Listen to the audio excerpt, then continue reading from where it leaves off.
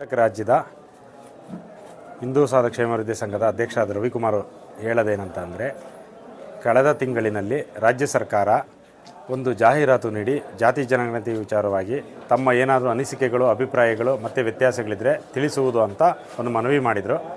ಅದ್ರ ಮುಖಾಂತರ ಈಗ ತಮ್ಮ ಪತ್ರಿಕೋದ್ಯಮ ಮುಖಾಂತರ ನಾವು ಹೇಳೋದೇನಂತಂದರೆ, ನಾವುಗಳು ಏನು ಅವರು ಕರ್ನಾಟಕ ರಾಜ್ಯ ಸರ್ಕಾರ ಹೊರಡಿಸಿರ್ತಕ್ಕಂಥ ಪಟ್ಟಿಯಲ್ಲಿ 461ನೇ ಅಂಶ ಹಿಂದೂ ಸಾಧುರು ಅಂತ ಮಾತ್ರ ನಮೂದನೆ ಮಾಡಬೇಕು ಅಂತ ಹೇಳಿ ನಿಮ್ಮಗಳ ಮುಖಾಂತರ ಕರ್ನಾಟಕ ರಾಜ್ಯದ ಎಲ್ಲ ಸಮಾಜ ಬಂಧುಗಳಿಗೆ ಮನವಿ ಮಾಡ್ತಾಯಿದ್ದೀನಿ.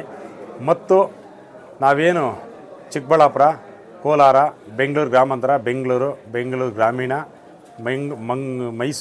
ಮೈಸೂರು, ಮಂಡ್ಯ, ತುಮಕೂರು ಇಷ್ಟು ಜಿಲ್ಲೆಗಳಲ್ಲಿ ಹುಟ್ಟಿ ಇಡೀ ರಾಜ್ಯಾದ್ಯಂತ ಎಲ್ಲೇ ವಾಸ ಇದ್ದರೂ ಕೂಡ ಹಿಂದೂ ಸಾಧುರು ಅಂತಲೇ ನಮೂದೆ ಮಾಡಬೇಕು ಅಂತೇಳಿ ನಿಮ್ಮಗಳ ಮುಖಾಂತರ ಮನವಿ ಮಾಡ್ತಾಯಿದ್ದೀವಿ. ಮತ್ತು ಇದ್ರ ಪ್ರಕಾರವಾಗಿ ಕರಪತ್ರಗಳನ್ನು ಹಂಚಿ ಎಲ್ರಿಗೂ ಮನವರಿಕೆ ಮಾಡಿ ಅವ್ರನ್ನ ತಿಳುವಳಿಕೆ ನೀಡ್ತಕ್ಕಂಥ ಕೆಲಸಗಳನ್ನು ಕೂಡ ಮುಂದಿನ ದಿನಗಳಲ್ಲಿ ಮಾಡ್ತಾಯಿದ್ದೀವಿ.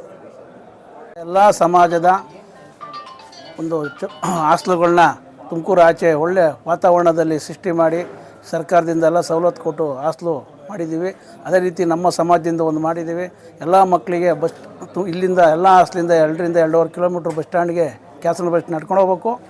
ಮೊನ್ನೆ ನಾವು ಸಮಾವೇಶ ಮಾಡಿದಾಗ ಒಂದು ನಮ್ಮ ಫಂಕ್ಷನ್ ಮಾಡಿದಾಗ ಎಲ್ಲ ಸಚಿವರಿಗೂ ಮತ್ತು ಎಲ್ಲ ಹೇಳಿದ್ದೀವಿ, ದಯಮಾಡಿ ಕೆ ಎಸ್